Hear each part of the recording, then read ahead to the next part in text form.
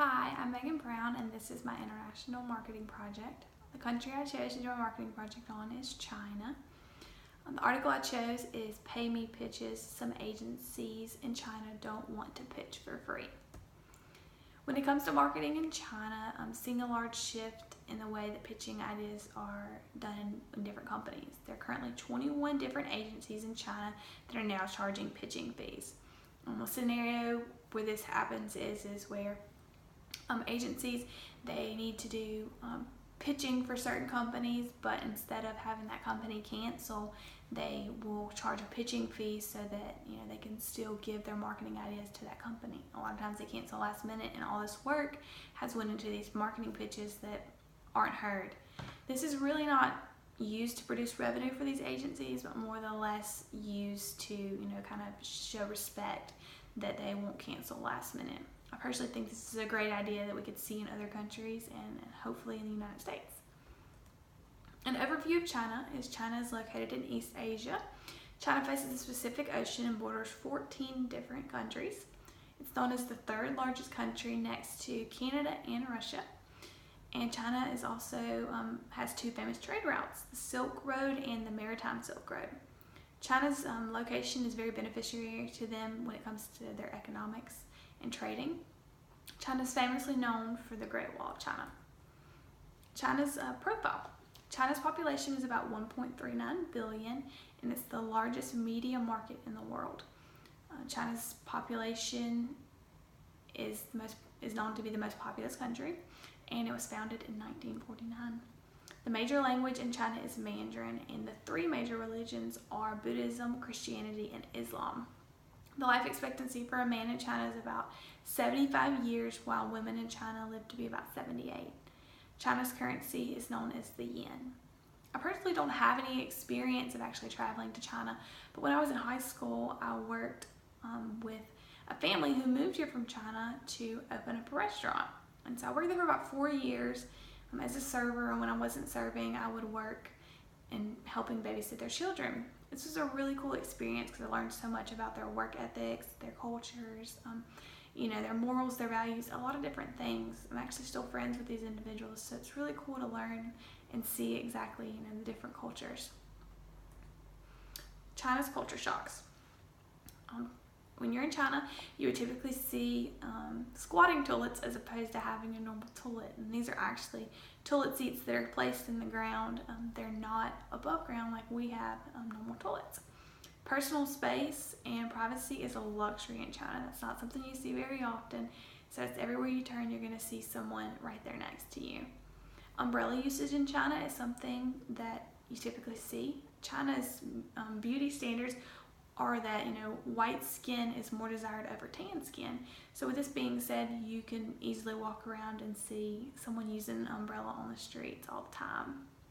When it comes to restaurant dining in China, you're provided a spoon and chopsticks, when in the US you may be provided with a knife and a fork.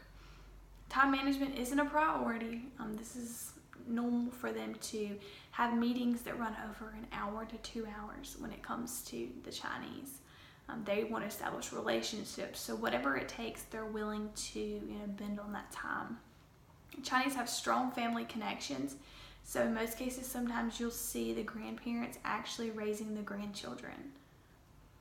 Marketing in China. Mobile channel marketing is a must for marketing in China. A recent study last year found that 75 million Chinese, which is over 95% of them, used a mobile device to access the internet.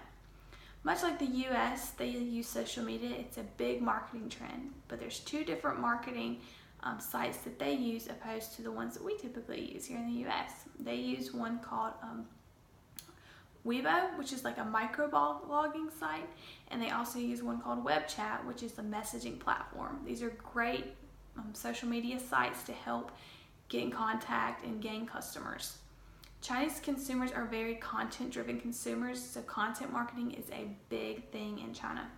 They also like to use short little video snippets, 15 to 45 second videos that kind of catch the individual's attention. That's a very big marketing trend in China.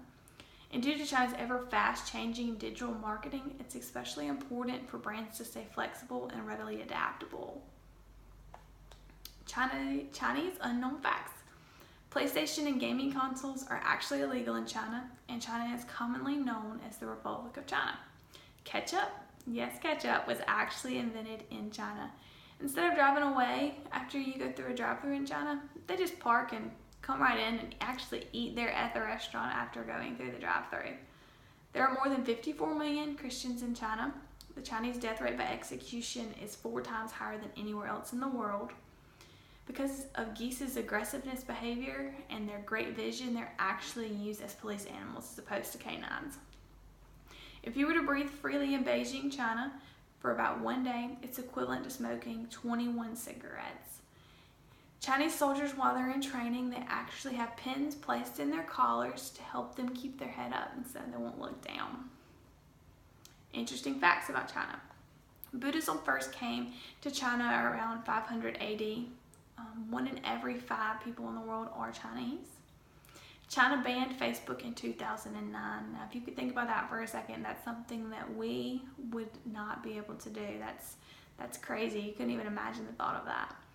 Some of the bricks in the Great Wall of China are actually held together by rice flour. The world's largest mall is in China, and 99% of it is empty. The 2008 Olympics were the most expensive yet to date, running about $40 billion. In the west of China, the sun does not rise until 10 a.m., and China's longest river is known as the Yangtze River. Chinese business culture. The Chinese are strongly influenced by Confucianism, which is regarding the respect to education, age, and authority.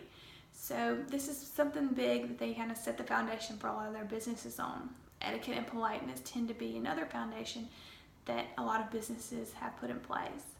When it comes to a meeting, the Chinese expect you to be well prepared for your meetings, and it's typical for you to hand out 20 proposals in a business meeting.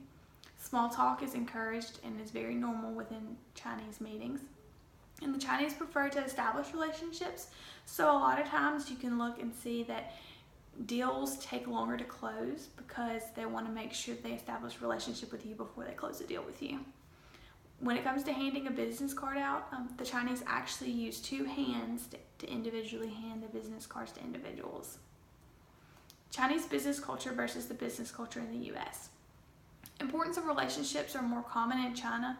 In the U.S., we typically like to establish relationships with their clients as opposed to we look more towards transactions being established. Chinese and the U.S. have different styles of communication. Americans tend to show dominance and like to be, come off as tough. It's where the Chinese have slower, less aggressive styles when they communicate. Contracts are very important in the U.S. as to where China is not as important. Like I said, relationships are where they like to establish. When it comes to entertainment and gifts, in the U.S. we like to practice taking business colleagues or potential clients out to dinner to discuss business, as to where in China they see entertainment as the main goal itself and they do not force the topic of business. China's marketing tactics versus the U.S. marketing tactics. Personal appeal versus desire to be seen. The U.S. has developing market where the most consumer goods are affordable, and the U.S. focuses on how they work rather than always the image. China's developing markets are usually brands that are functional, but they also meet social status. Haagen-Dazs, an ice cream that you would buy in a supermarket here in the U.S., is sold in upscale boutiques in China, and they see them more as a luxury. Innovation versus brand credibility. In China, big brands are well known. Word of mouth, they hold a lot of weight when it comes to the proof of the quality of the products and the brand, because China has seen a big issue with consumer brand credibility. So the U.S. is more of a quality market, and the media is transparent, while consumers are trusting that they will have access to brands that they desire.